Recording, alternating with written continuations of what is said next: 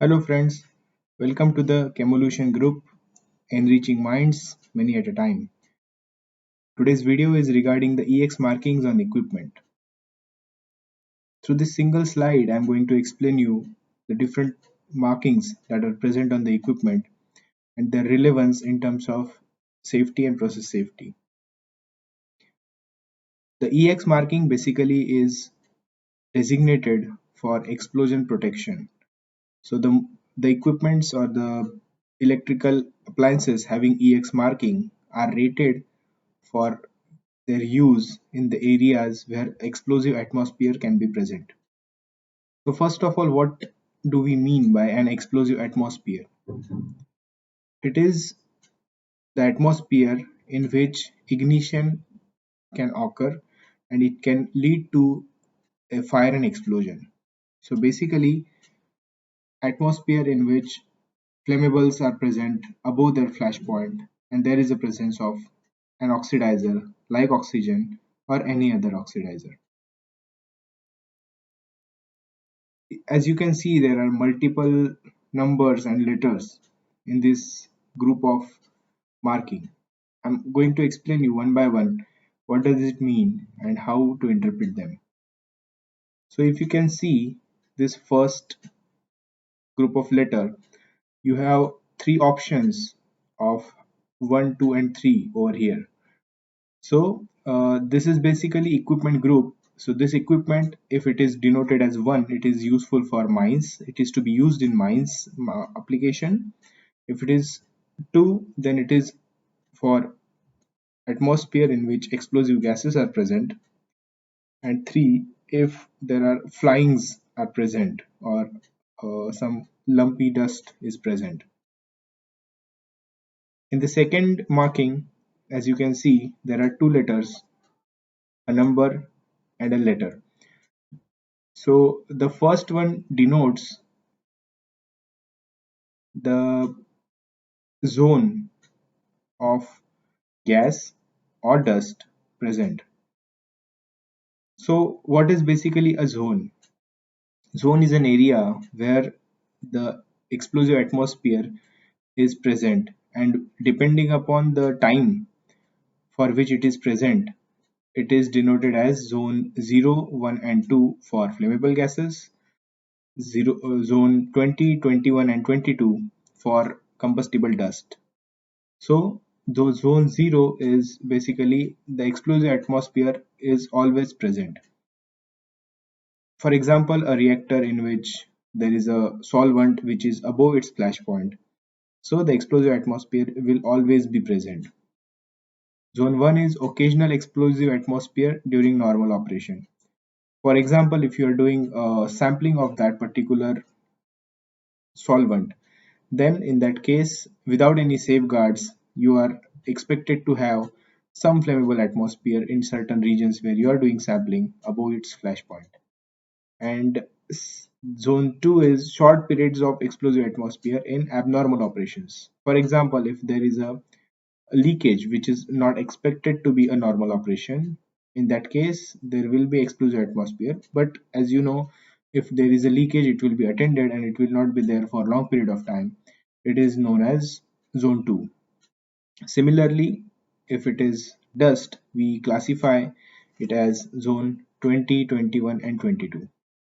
So this is all about category of dust and flammable gases. So this two letters indicate like this is 2G. It means it is suitable for flammable gases in zone 1 because 2G is for zone 1. If it is 3G, then it is suitable for zone 2 for flammable gases. Then there is E. It is for ethics certification, and the EX denotes the equipment is explosion proof. Then there is a type of protection. If you can see here, it is IB, it is intrinsically safe. There are multiple type of protection as you can see in the list.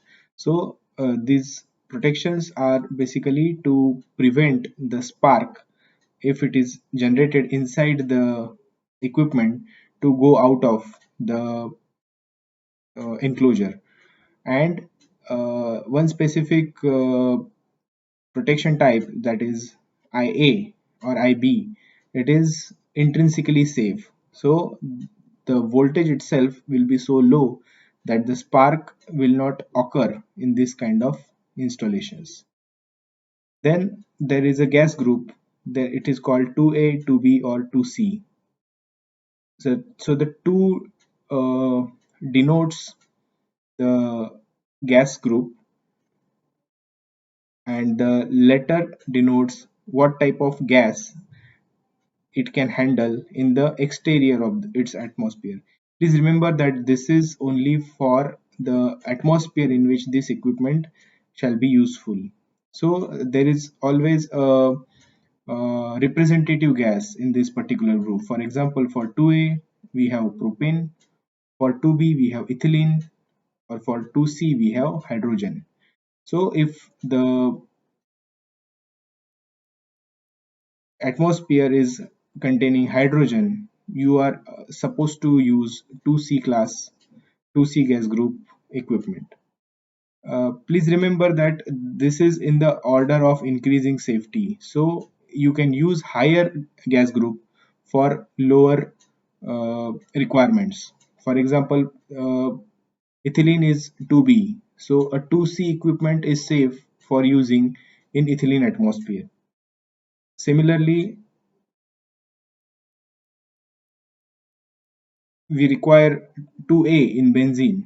So a 2B or 2C equipment is safe to use in benzene atmosphere. The last part is temperature class. It is one of the important characteristic of the electrical equipment, how much surface temperature it can generate in case of a malfunction. This is important because we are having chemicals which are having auto ignition temperatures in the range from 80 to say 1000. So based on the temperature class, we can define, okay, so this particular equipment, even if it malfunctions, it can reach up to certain temperature only. We have to check whether the material that is going to be in the surrounding of this particular equipment has a auto ignition temperature more than the temperature class allows. For example, if we are having a temperature class T4, the maximum temperature is 135 in case of a malfunction. So we can use this particular equipment where the chemicals are having auto ignition temperature more than 135 degrees centigrade. Now one question is whether we need to consider any margin in this. So a 5-degree margin is at least considered while assigning these values. So additionally, we need not to have any other margin in this. So I think I have explained it enough, and you have understood how we can use particular rating in particular environment. Thank you for watching.